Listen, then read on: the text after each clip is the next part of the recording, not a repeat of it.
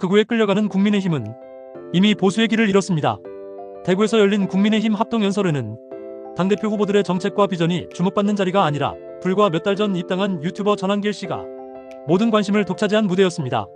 그는 윤석열 전 대통령 탄핵에 찬성했던 후보들을 향해 배신자라고 외치도록 지지자들을 선동했고 현장은 순식간에 소란으로 변했습니다. 당 지도부는 사실상 이를 방치했고 뒤늦게 징계를 예고했지만 이미 모든 이슈의 중심은 전한길이었습니다. 이 장면은 단순한 해프닝이 아니라 현재 국민의힘이 어떤 상태에 있는지를 그대로 보여줍니다.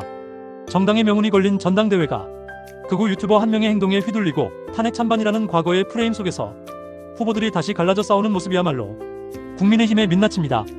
국민의힘은 박근혜 전 대통령 탄핵 이후 한 번도 탄핵의 강을 건너지 못했습니다. 탄핵을 찬성했던 의원과 반대했던 의원이 서로를 배신자와 수국골통으로 몰아붙이며 싸워왔고 그 갈등은 여전히 현재 진행형입니다. 이번 전당대회에서 전한길 씨가 던진 배신자 프레임은 이 갈등의 상징이며 윤어게인을 외치며 탄핵 반대파를 결집시키고 찬성파를 몰아내야 한다는 극단적 메시지를 퍼뜨리고 있습니다. 더 큰 문제는 이런 구호에 당 지도부와 일부 후보들이 눈치를 보고 있다는 사실입니다.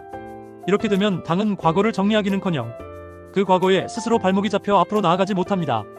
정당 지지율이 16%까지 떨어진 지금 국민의힘은 사실상 강성 지지층인 극우 세력만 남았습니다. 당이 극우의 눈치를 보는 것은 표 계산상 당연할지 몰라도 그것이야말로 보수의 가치를 버리고 몰락의 길로 들어서는 것입니다.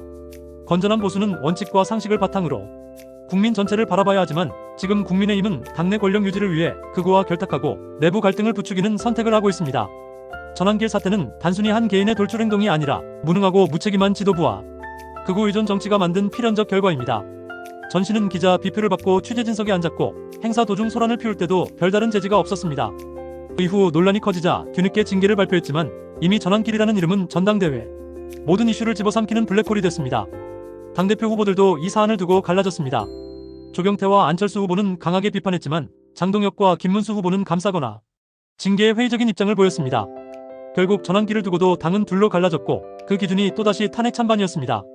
이런 상황에서 조국 전 장관이나 윤미향 전 의원 같은 인물의 사면론까지 정치권에 오르는 것은 당연한 수순입니다.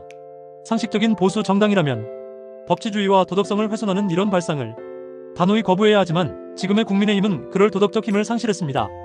탄핵과 계엄 논란에 발목 잡혀있고 극우와의 결별을 두려워하며 국민 다수와의 접점을 잃었기 때문입니다. 보수의 회복은 극우와의 결별에서 시작됩니다. 탄핵 문제를 역사적으로 정리하고 더 이상 계파를 나누는 기준으로 삼지 않아야 하며 부정선거 음모론이나 계엄 옹호론 같은 비상식적 구호를 버려야 합니다. 조국 윤미향 사면론 같은 담론에도 단호히 맞서 법치와 상식을 지키는 모습을 보여야 합니다. 무엇보다 정책과 비전으로 승부해야 하며 극우 인물이 전당대회를 장악하는 일은 더 이상 있어서는 안 됩니다. 전한길이라는 인물은 원인이 아니라 결과입니다.